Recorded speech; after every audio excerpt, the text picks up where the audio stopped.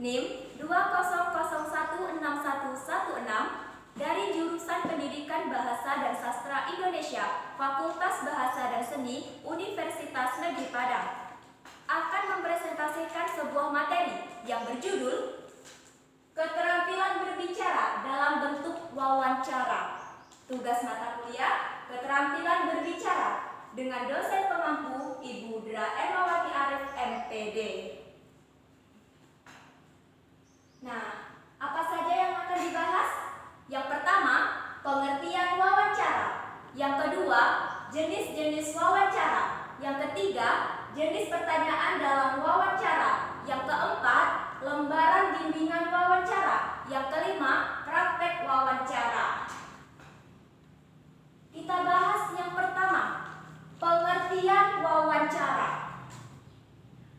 Nah, apa itu wawancara?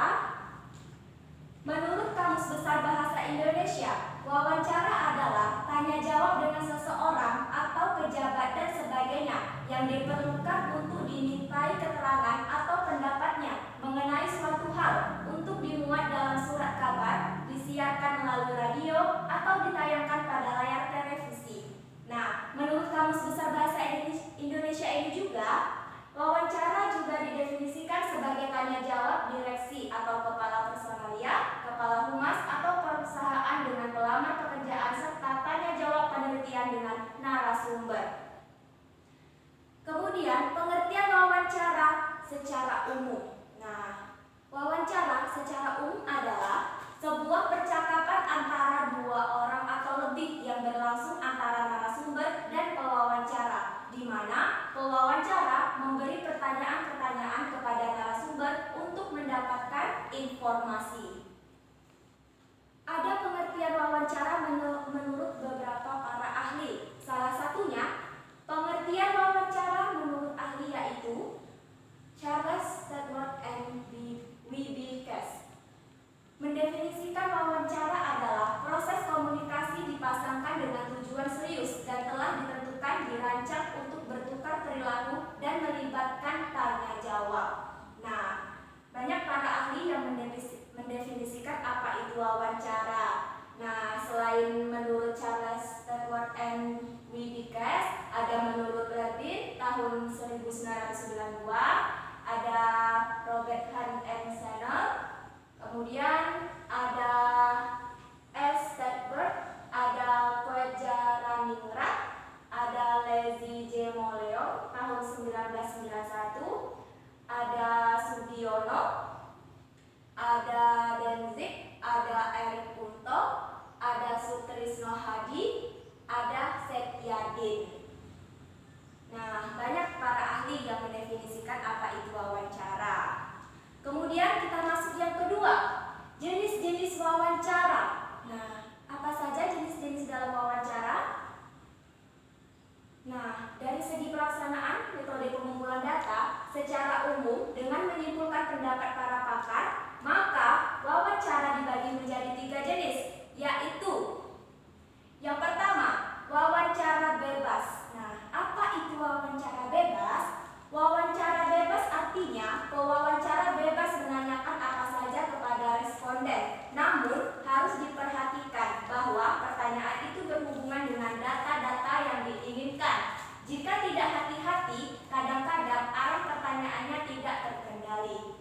Wawancara bertujuan agar responden memiliki kontrol yang signifikan terhadap materi, panjangnya jawaban, iklim wawancara, dan formalitas atas proses wawancara. Nah, dalam wawancara bebas ini, contoh pertanyaan cenderung terbuka dan netral untuk memberikan kesempatan maksimal pada responden dan kebebasan untuk merespon. Wawancara non-direktif yang khas contohnya jurnalistik, sejarah lisan, investigasi, konsultasi, ulasan kerja, dan pemecahan masalah. Nah, dalam wawancara bebas ini,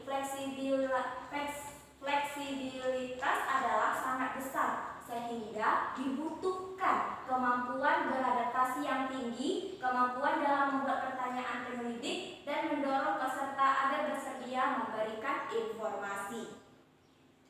Yang kedua, ada jenis wawancara tertutup.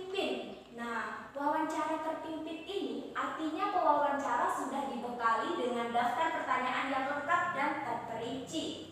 Wawancara terpimpin ini bertujuan agar pewawancara dapat mengontrol alur wawancara, iklim, formalitas, dan arah wawancara. Nah, contoh pertanyaan kemungkinan akan ditutup dengan singkat dan jawaban langsung. Meskipun kadang-kadang responden yang aktif tetap dapat mengambil kontrol atas wawancara yang dilakukan. Lingkup wawancara terpimpin contohnya adalah wawancara untuk memberikan informasi, survei, dan jajak pendapat, merekrut karyawan, serta wawancara disipliner dan persuasif atau penjualan. Nah, dalam wawancara terpimpin ini mudah dipelajari, membutuhkan waktu yang sedikit, membuat wawancara mudah dikontrol pewawancara, mudah ditiru dari satu wawancara ke wawancara selanjutnya. Kemudian jenis wawancara yang ketiga, wawancara bebas terpimpin. Nah, wawancara bebas terpimpin ini artinya pewawancara mengombinasikan wawancara bebas dengan wawancara terpimpin yang dalam pelaksanaannya pewawancara sudah membawa pedoman tentang apa-apa yang ditanyakan secara garis besar. Wawancara bebas terpimpin bertujuan untuk mendapatkan informasi dari responden. Kemudian, secara perlahan mengontrol wawancara sesuai dengan kontrol pewawancara. Sebagai contoh, misalnya ketika terjadi sesi wawancara tentang minat seseorang responden. Dalam hal ini, mahasiswa dalam mengambil jurusan kuliah, tetapi pewawancara perlu untuk memberikan informasi tentang kebijakan sekolah, universitas, dan lain-lain. Dalam hal ini, pewawancara menggunakan pendekatan bebas di awal untuk membuat responden leluasa mengungkapkan keinginannya. Kemudian beralih ke pendekatan terpimpin untuk memberikan informasi organisasi dalam tugas kelas di sekolah dan kembali menggunakan pendekatan bebas dalam menjawab permasalahan yang dialami oleh responden untuk menjawab pertanyaan responden. Nah, kita masuk yang ketiga yang dibahas, yaitu jenis pertanyaan dalam wawancara. Nah, apa saja jenis-jenis pertanyaan dalam wawancara?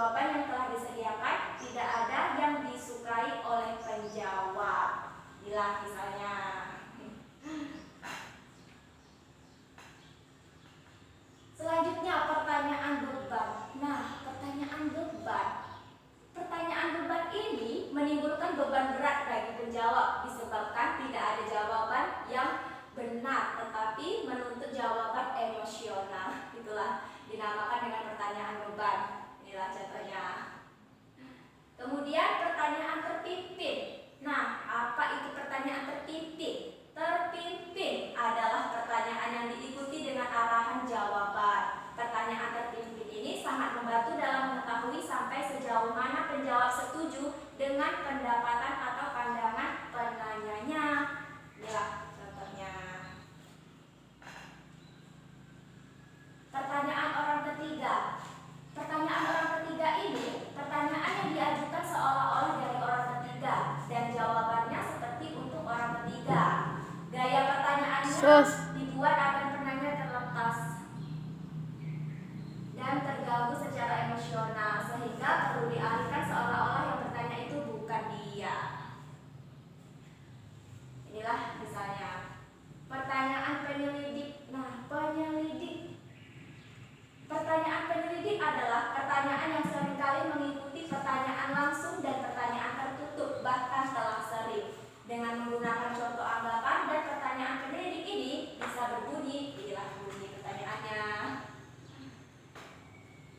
Kemudian kita masuk yang keempat. Apa yang dibahas untuk poin keempat? Lembaran bimbingan wawancara. Nah, bagaimana lembaran bimbingan wawancara? Yang pertama, format pedoman wawancara. Seperti inilah format pedoman wawancara. Kita tentukan namanya, aspek-aspek yang akan diwawancarakan, apa saja, terus ringkasan dari selesai wawancara, ada jawabannya, kita ringkas, terus keterangan dari hasil wawancara tersebut. Yang kedua, hal-hal yang harus diperhatikan sebelum wawancara. Nah, dalam melaksanakan wawancara tentunya ada beberapa hal yang harus diperhatikan. Hubungan baik antara pewawancara dengan orang yang diwawancarai perlu dipupuk dan dibina sehingga akan tampak hubungan yang akrab dan harmonis. Dalam wawancara jangan terlalu kaku, tunjukkan sikap yang bersahabat, bebas, ramah, terbuka, dan adaptasikan diri dengannya. Perlakuan responden itu sebagai sesama manusia secara jujur. Terus, hilangkan prasangka-prasangka yang kurang baik sehingga pertanyaan-pertanyaan yang diajukan secara netral. Kemudian, pertanyaan hendaknya jelas, tepat dengan bahasa yang sederhana. Selanjutnya, hal-hal yang mempengaruhi hasil wawancara. Apa saja hal-hal yang mempengaruhi hasil wawancara? Tentunya pewawancara. Seorang pewawancara yang baik harus memenuhi persyaratan seperti keterampilan mewawancarai, motivasi yang tinggi, dan rasa yang aman. Nah, pewawancara ini tidak ragu dan takut menyampaikan pertanyaan. Pewawancara juga harus menyampaikan pertanyaan yang merangsang responden untuk menjawabnya, menggali jawaban, dan mencatat sebuah hasil wawancara tersebut. Bila persyaratan wawancara terpenuhi, hasil wawancara akan bermutu. Kemudian ada informan. Nah, informan ini dapat mempengaruhi hasil wawancara karena mutu jawaban yang diberikan tergantung pada apakah dia dapat menangkap isi pertanyaan dengan tepat dan bersedia menjawabnya dengan baik. Seorang pewawancara harus bisa mengarahkan responden dan sabar dalam menghadapinya. Kemudian harus memperhatikan topik penelitian tentunya karena topik penelitian ini atau daftar pertanyaan dapat mempengaruhi kelancaran dan hasil wawancara. Kesediaan responden untuk menjawab tergantung pada apakah dia tertarik pada masalah itu dan apakah topik tersebut sensitif atau tidak. Selanjutnya, situasi wawancara. Tentunya situasi yang timbul karena faktor-faktor waktu, tempat, ada tidaknya orang ketiga, dan sikap masyarakat pada umumnya. Nah, inilah. Kemudian kita masuk yang sesi selanjutnya. Apa yang dibahas? Praktek wawancara. Nah, bagaimanakah contoh praktek wawancara? Inilah contohnya. Nah, contohnya praktek wawancara ini ada wawancara berstruktur,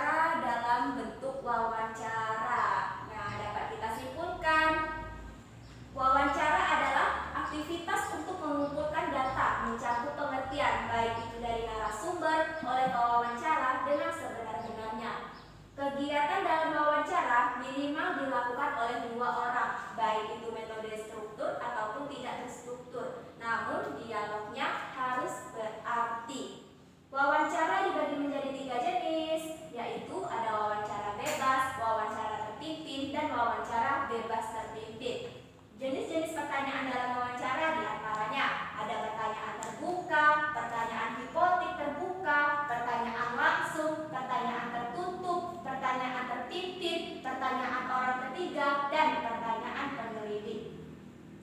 Lembaran dalam bimbingan wawancara terdiri dari format pedoman dalam wawancara, hal-hal yang harus diperhatikan sebelum wawancara, dan hal-hal yang mempengaruhi hasil wawancara. Nah, untuk praktek dalam wawancara terdiri atas wawancara berstruktur dan wawancara tidak berstruktur. Nah, demikianlah materi tentang keterampilan berbicara dalam bentuk diskusi yang saya sampaikan. Semoga bermanfaat. Saya Susi Haryati, mohon maaf yang sebesar-besarnya jika masih banyak kekurangan.